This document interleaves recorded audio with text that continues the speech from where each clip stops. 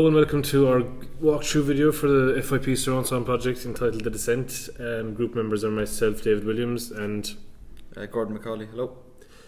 This video is just a quick walkthrough on how we went about the process, more from a technical point of view than anything else, because we can't really display the audio through this video because it's not in surround and it won't work. So basically, FYP Surround is the folder that we set up on the student data disk of the Studio NAC, size of 45.5 gigs at the end of this project, which is massive, and considering it's just audio. All these files from here on down are different miscellaneous sessions that everything was recorded, and we brought everything into this. It's been backed up several times, all the audios within these, and then these are all mono sessions, and you can't just open those as a surround session. You have to create a new surround session and import all the session data from these. So that's what we did for these four here. 1, 2, 3, 4, and these are the different sections. So I'm just going to open the first one there for you and take you through that. Edit. You can leave and drag it on to the end. Yeah.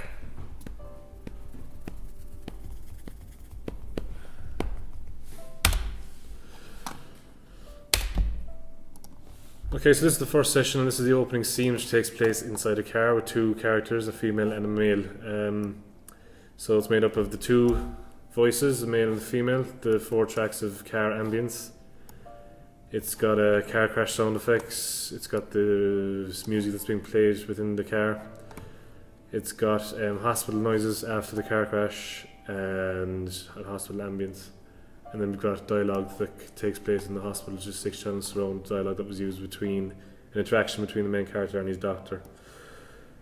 Then after that, the piano composition takes place. The piano was recorded with a polyhymn pentagon array, as you can kind of see it here, but we used a mono overhead as opposed to a center mic, and we also mic'd up the left and right hammers. Going back through it, you see here different things are being used as compressors and EQs being used. I'm not going to take you through every one of these because it's going to take too much time, but there's been a bit of sidechain compression being used, and the voices here going into the ambience to ensure that the ambience doesn't overtake the voices. So that's being bussed into these compressors here via sidechain and bus 64. Bus 64 there, the level is adjusted here. That's actually automated to drop out at certain points when it's not needed as well, so a lot of work was gone into every element of these sessions. And these are the 2 tracks for the song that's playing on the radio in the car, and they're automated positional wise. Other sounds are automated positional wise as well, which you'll be able to see if you listen to the proper surround mix of this.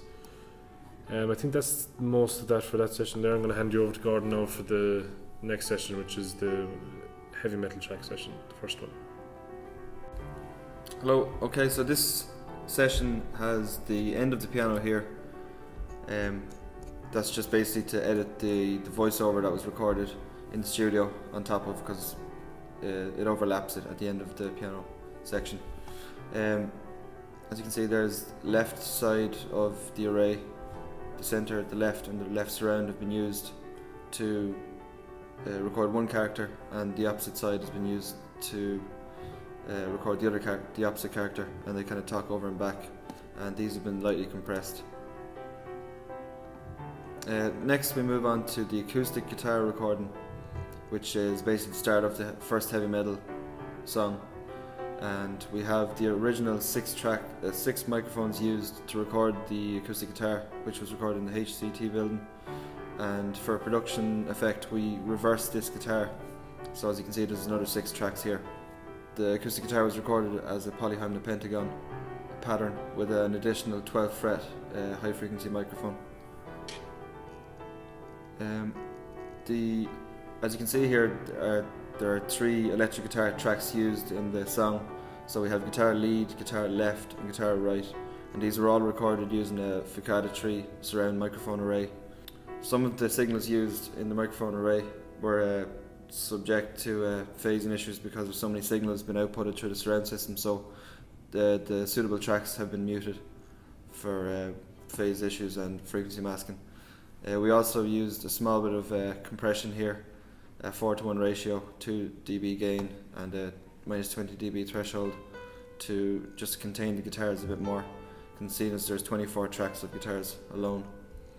The bass guitar was recorded in the studio with a DI, an SM57, an Audix D3 and a AKG C1000. We only used 2 signals from the recording.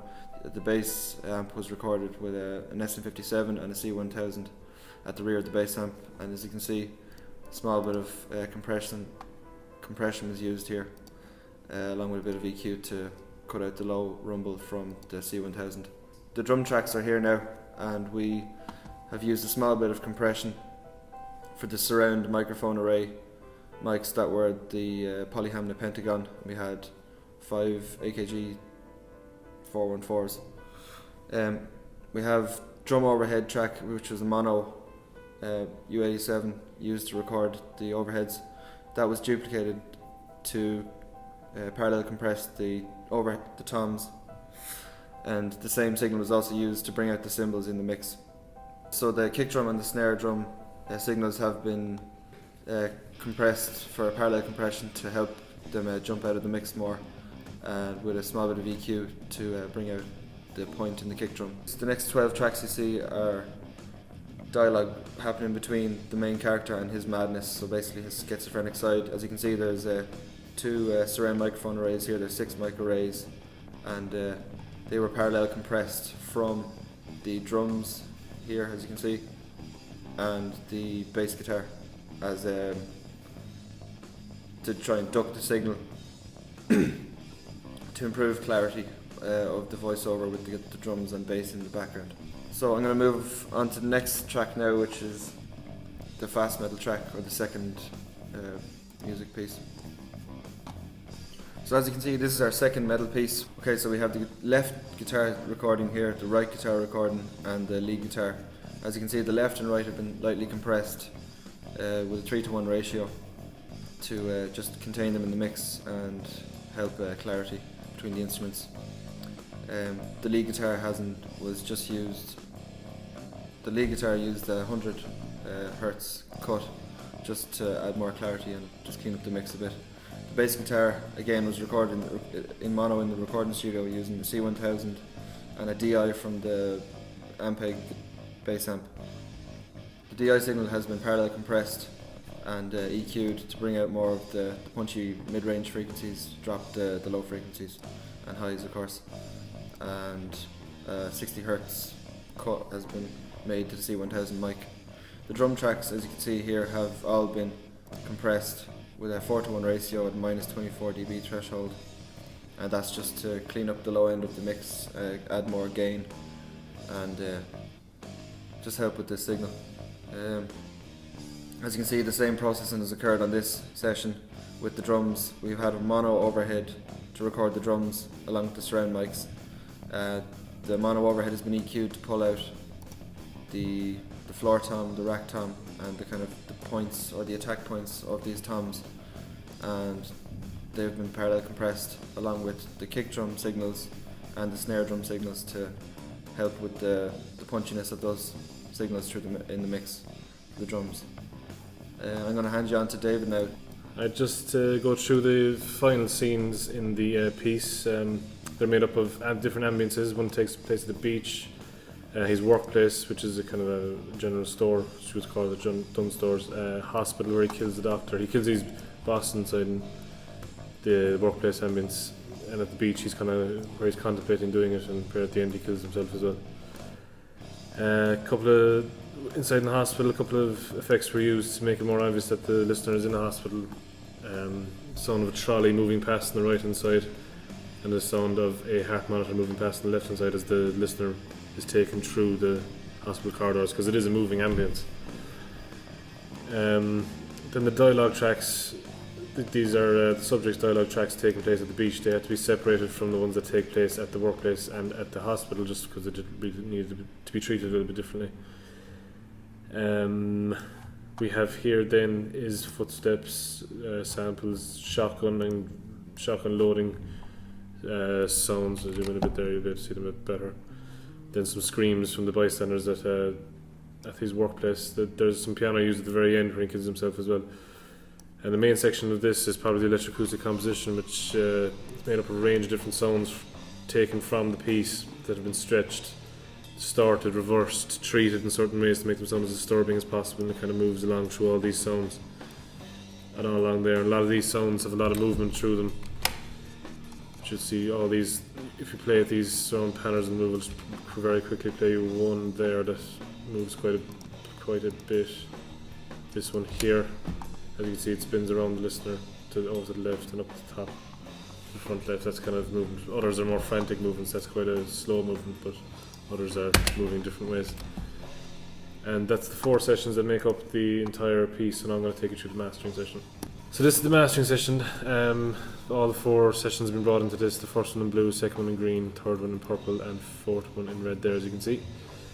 There are 4 surround sound tracks into a surround sound master. This is just to get them balanced properly. We call it mastering session, but most of the mastering is actually already done. Just a quick kind of balance needs to be done on all these faders here. A small bit of compression needs to be applied to these 3 as well, because we weren't able to actually mix at 0 dB in the other sessions due to the location of the surround sound studio being next to offices and that. So that kind of concluded all the mixing and mastering process, and that was then bounced out. We've had one bounce so far, it's probably going to be changed again before the final bounce is submitted, but the final thing you can see here is 1.4 gigs, 6 tracks of audio, duration nearly 28 minutes, and it's massive file size again, so that's one thing to bear in mind if you're doing surround sound projects, is you need lots of space for all of these sessions and files. So you're not going to be able to hear the surround audio through this video. It's probably available through the college somewhere if you want to hear it, but for the purposes of this video you won't be able to hear it in surround. Okay, thank you. Thanks very much. Cheers.